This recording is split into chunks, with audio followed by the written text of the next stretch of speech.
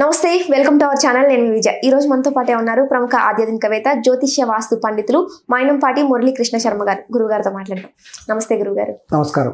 గురుగారు, రామకోటి చాలా మంది రాస్తుంటారు. అది రాసేటప్పుడు కొన్ని నియమాలు పాటించాలి అని అంటుంటారు. అసలు ఎలాంటి నియమాలు పాటించాలి గురుగారు? జై గురుభ్యో నమః. హరి ఓం. మీరు చాలా మంచి ప్రశ్న వేశారు. ఈ మధ్యకాలంలో శ్రీరామ జపం చేయటం వల్ల, రామకోటి రాయటం వల్ల కలిగేటువంటి ప్రయోజనాలు కూడా అనేక మంది కూడా ఆధ్యాత్మికవేత్తలు మాత్రమే కాకుండా సాధారణమైనటువంటి జనము భక్తులు కూడా దీని యొక్క శక్తిని కూడా తెలుసుకున్నారు.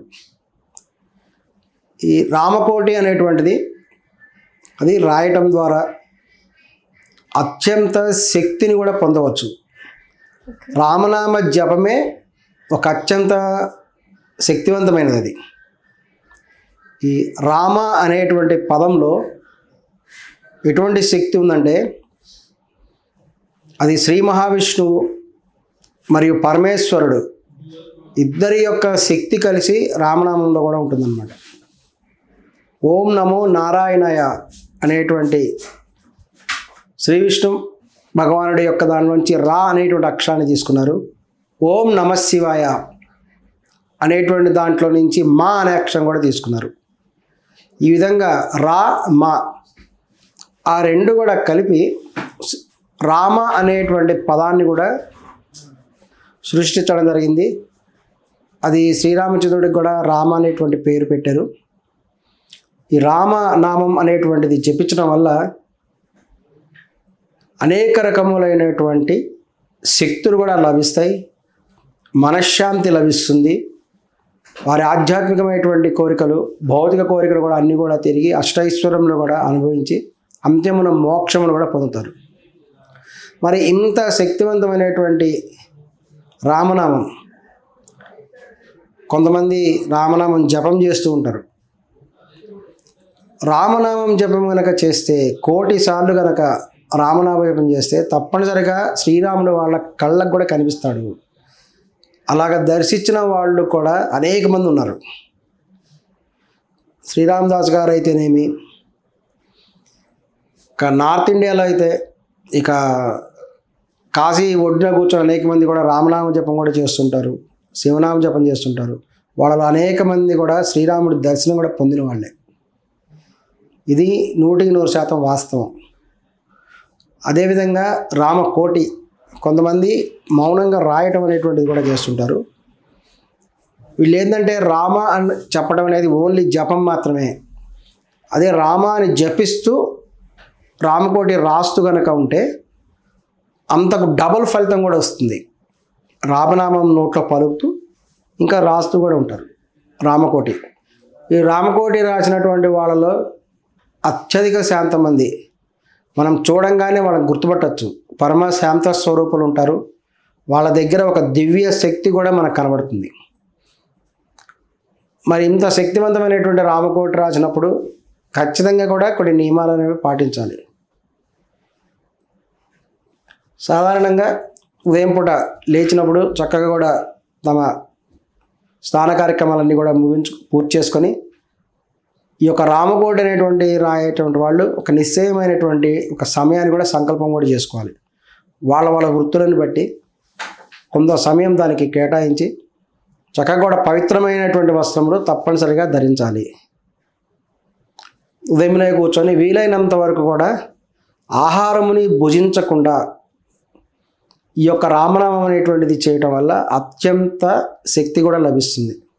గురువుగారు, ఇప్పుడు చాలా మందికి ఇంట్లో పనులు ఉంటాయి, అన్ని చేసుకొని వాళ్ళకి సమయం ఈవినింగ్ 6 తర్వాతే కుదురుతుంది.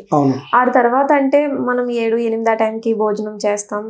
ఆ తర్వాతే మొదలు పెడతారు చాలా మంది. అంటే అలా చేయకూడదు అంటున్నారా?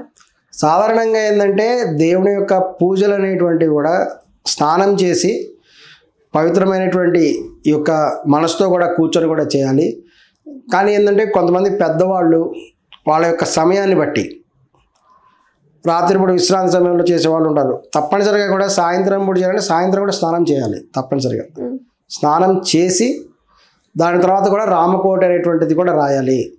ఇక పెద్దవాళ్ళు ఉంటారు, ఒక వయసు దాటినటువంటి వాళ్ళు కూడా వాళ్ళు ఇక పూర్తి రామనామంలో కూడా నిమగ్నమైపోయి ఉంటారు. వాళ్ళు ఇక పగలు రాత్రి అనేటువంటి తేడా లేకుండా రామనామం రాస్తూనే ఉంటారు. రామకోట అనేటువంటిది కానీ పవిత్రమైనటువంటి శరీరంతో పవిత్రమైనటువంటి వస్త్రములతో ప్రత్యేకమైనటువంటి వస్త్రధారణ కూడా చేసి మాత్రమే రామనామం అనేటువంటిది రాయాలి. అప్పుడే విశేషమైనటువంటి ఫలితములు కూడా ఇస్తుంది. లేదంటే ఒక ప్రత్యేకమైన వస్త్రాన్ని అమర్చుకొని, ఎందుకంటే మనం భోజనం చేసిన తర్వాత దానితో పూజ చేయడం, దానితో పాటు భగవంతుడి కార్యక్రమాలు చేయడం అనేది నిషిద్ధం. అటువంటి మీరు చెప్పిన వాళ్ళు ఏం చేస్తారంటే ప్రత్యేకమైన వస్త్రమును పెట్టుకుంటారు. ఆ వస్త్రమును కూడా ధరించి రామకోట అనేది రాస్తూ ఉంటారు. లేదంటే ప్రత్యేకమైనటువంటి శుభ్రమైనటువంటి వస్త్రములు, భోజనం చేసిన వస్త్రములతో కూర్చొని రాయకూడదు. ఖచ్చితంగా కూడా నియమాలు పాటించాలండి. మామూలుగా ఏం చెప్తుంటారంటే రామకోటి రాయటం అనేటువంటిది ఒక పవిత్ర కార్యంగా భావిస్తుంటారు. వీలైన సమయంలో కూడా రాస్తూ ఉంటారు. మీరు నిశ్చలమైనటువంటి మనసుతో భక్తి శ్రద్ధలతో రామనామం అనేటువంటిది రాయటం వల్ల అది అత్యంత శక్తివంతమైనది. కానీ మనం ఖచ్చితంగా కూడా కొన్ని నియమములు కూడా పాటించి చక్కగా స్నానం చేసి పట్టు వస్త్రములు కానీ లేదంటే దీక్షా వస్త్రములు, అది ఒక దీక్ష. రామకోటి రాయటం అనేటువంటిది అందరు రాయలేరండి, ఖచ్చితంగా చెప్పగలను. రామకోటి ఈ రోజుల్లో రాసేవాళ్ళు చాలా తక్కువ ఉన్నారు. దాని శక్తి ఇప్పుడు తెలుసుకుంటున్నారు. ఈ రోజుల్లో ఇప్పటి ఈ యొక్క ఫాస్ట్ యుగంలో కూర్చొని రామకోటి రాయటం అనేటువంటిది చాలా కష్టమైనటువంటి పని. పెద్దవాళ్ళు మాత్రమే రాస్తున్నారు. కానీ ప్రతి వాళ్ళు కూడా రామనామాన్ని రాయటం వల్ల వాళ్ళలో శక్తి వస్తుంది. వాళ్ళు అనుకున్నటువంటి పనులలో విజయం లభిస్తుంది. వాళ్ళకి ఏకాగ్రత పెరుగుతుంది. వాళ్ళు అనుకున్నటువంటి పనులలో విజయం సాధిస్తారు. వాళ్ళ శత్రువులు వాళ్ళ నుంచి దూరం అయిపోతారు. అన్నీ కూడా అనుకూలంగానే జరుగుతున్నాయి. ఇవన్నీ కూడా రామనామం అనేటువంటిది రాయటం వల్ల ఖచ్చితంగా 100% కూడా ఈ యొక్క రామనామం అనేటువంటిది ఆ భక్తుని కూడా కాపాడుతుంది.